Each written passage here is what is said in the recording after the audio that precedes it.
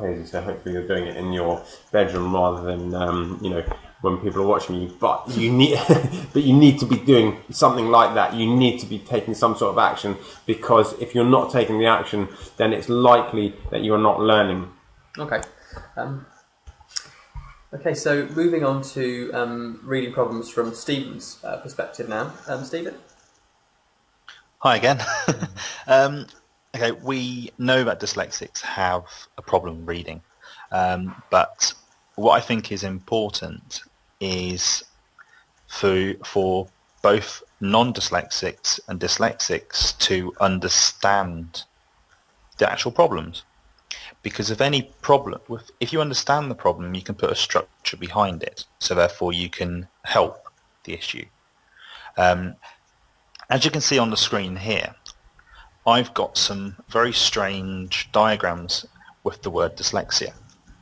And the reason why I've got these is I want to show the non-dyslexics and the dyslexics actually what dyslexics see on paper. Now, this is just one word, but imagine this being a sentence and then 10 sentences within a page, or even 20 sentences.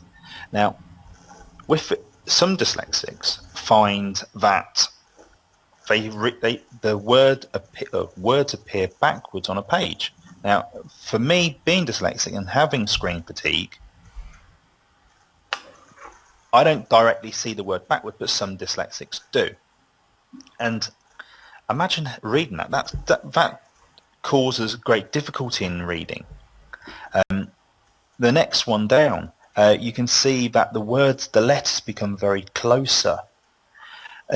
Or some dyslexics see that the letters are moving around with the word on the paper. Some see that the next one down, some see that the words actually is moving around in like a circle. It's like it's vibrating. Other dyslexics say that they see that the word it's unclear. Some say that there's like a river going through a page. Now, for dyslexics, this is what is called eye fatigue.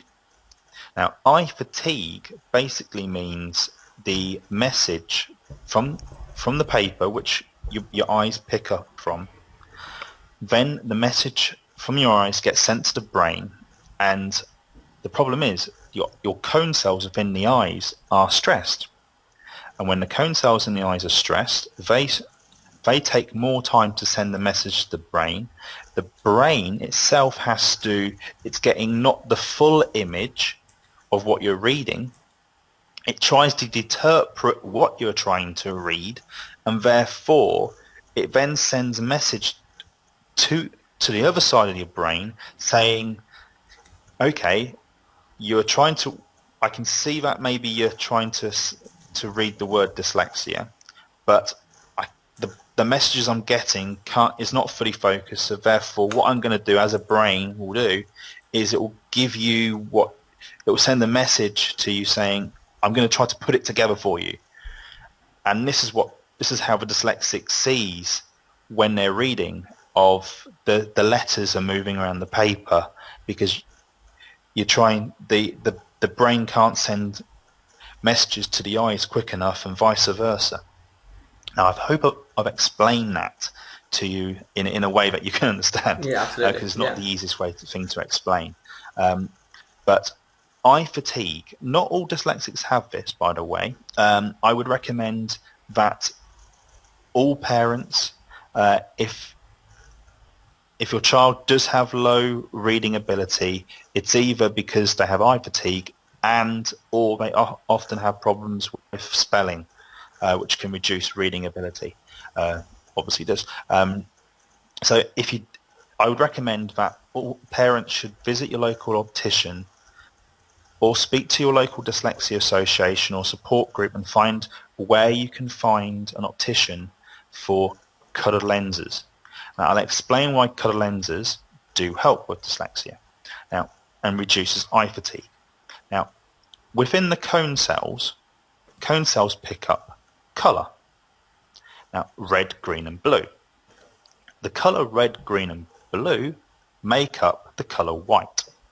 Okay, these are three colours which make every colour.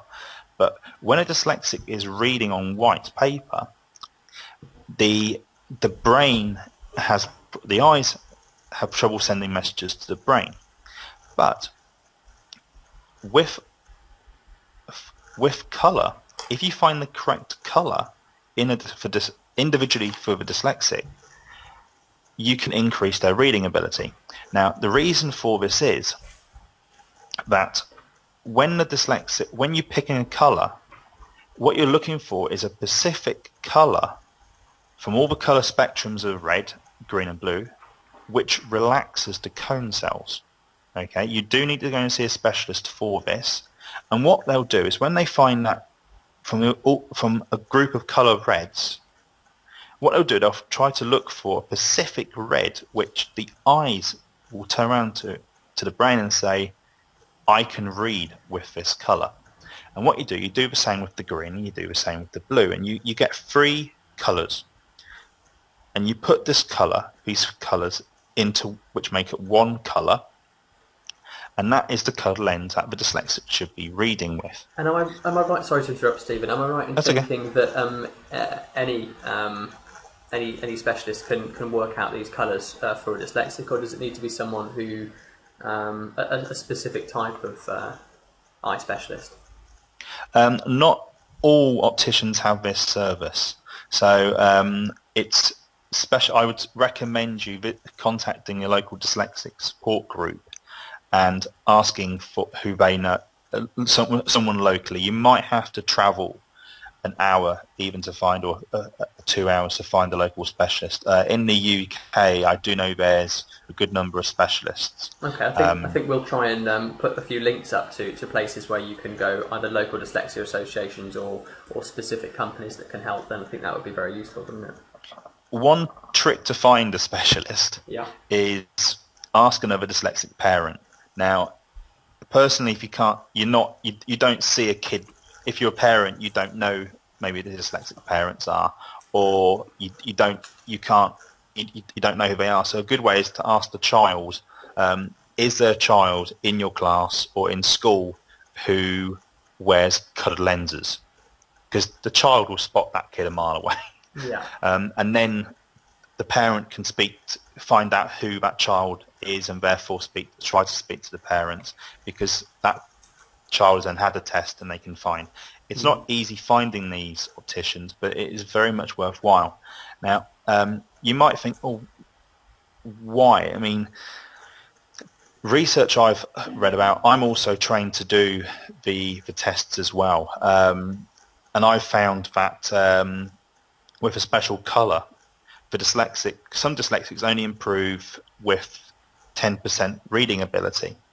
But quite a high percentage of dyslexics, around about 50%, increase their reading ability from above 20% up to 150%.